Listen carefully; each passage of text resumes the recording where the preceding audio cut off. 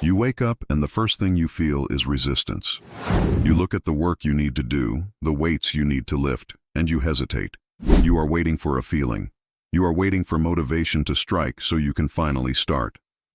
But for Maki Zenin, waiting was never an option. Waiting meant accepting a life of disrespect and weakness. This is the heavenly restriction mindset, and it is built on 3 rules that separate the elite from the average. We live in a society addicted to comfort. You have been conditioned to believe that action requires inspiration.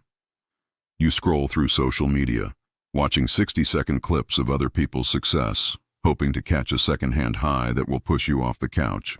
You treat your goals like a hobby, something you only engage with when the mood is right. The problem is that biological impulses are designed to keep you safe and comfortable, not successful. When you say, "I don't feel like it," you are listening to a primal instinct that fears exertion. You are letting a temporary emotion dictate your permanent reality. This is why you start projects but never finish them. This is why you are stuck in the same loop year after year. Maki Zenin was born into a world where power was defined by cursed energy. She had none. By her family's standards, she was a failure, a mistake.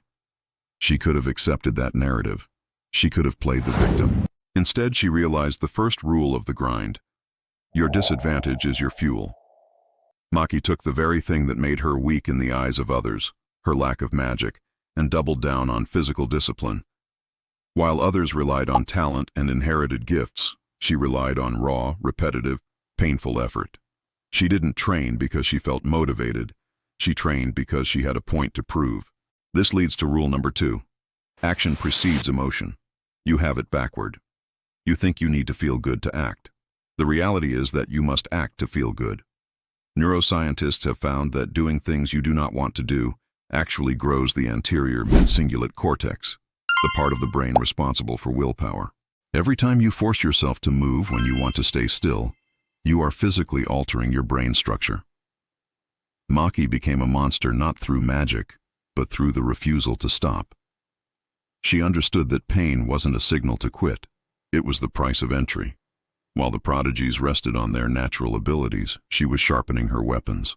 When the time came to fight, the talented ones were not ready for the sheer brutality of someone who had never taken a day off. So, how do you apply the Zenin mindset today? It is simple, but it is not easy. You must stop negotiating with yourself. The moment you think about doing a task, you have a split second before your brain creates an excuse. Tomorrow morning, when the alarm goes off, do not look for a reason to get up. Do not check your phone. Do not bargain for 5 more minutes. You simply move. You treat your daily tasks like a contract that cannot be broken. If you are tired, you work tired. If you are sad, you work sad. Your feelings are irrelevant to your duty. Maki Zenin burned down the expectations placed upon her because she refused to be defined by what she lacked. You have that same capacity. Stop waiting for the perfect moment. It will never come. The only thing you have is right now, and the choice to be strong or remain weak. If you are done making excuses and ready to do the work, comment, "I am ready" below. Subscribe for your weekly dose of discipline.